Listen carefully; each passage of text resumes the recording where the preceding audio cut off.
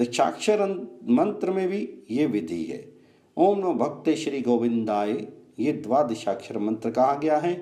इसके नारद ऋषि देव माने गए हैं।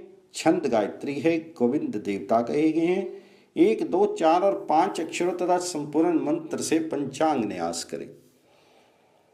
दिव्य ध्यान इस प्रकार करें कि दिव्य कल्प वृक्ष के नीचे मूल भाव के समीप नाना प्रकार के मणियों से शोभित दिव्य सिंहासन पर भगवान श्री कृष्ण विराज रहे हैं। उनकी अंग कांति मेघ के समान श्याम है। वे पीताम्बर धारण किए अत्यंत सुंदर लग रहे हैं। अपने दोनों हाथों में शंख और बैंत ले रखे हैं। सहस्त्रों गायें उन्हें घेर कर खड़ी हैं। वे संपूर्ण देवताओं के प्रतिपालक हैं। एक प्रौढ़ व्यक्ति के हाथों में एक कलश है, उससे अमृत की धारा झर रही है और उसी से भगवान स्नान कर रहे हैं। उनके नेत्र नूतन विकसित कमल दल के समान विशाल हैं एवं सुंदर हैं। ऐसे श्री हरि का ध्यान करना चाहिए।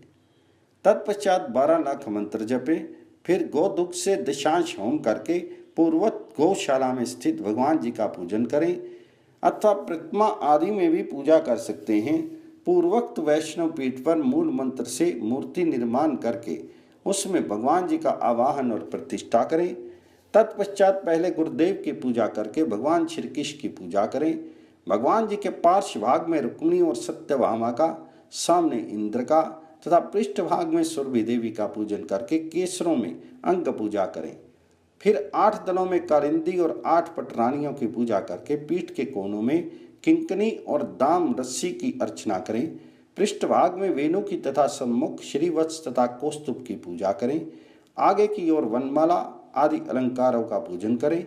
8 दिशाओं में स्थित 5 जन्य गदा चक्र वसुदेव देव की, दंड गोपी यशोदा और गमूद और ग्वालों सहित गोपिका, इन सब की पूजा करें। उनके बाह्य भाग में इंद्र आदि दिक्पाल तथा उनके भी बाह्य भाग में वज्र आदि आयुध हैं।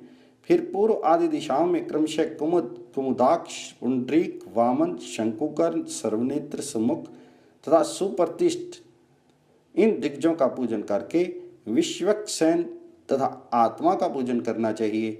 जो मनुष्य 1 या 3 समय श्री गोविंद का पूजन करता है वह चिर आयु, निर्भय तथा धन धान्य का स्वामी होता है।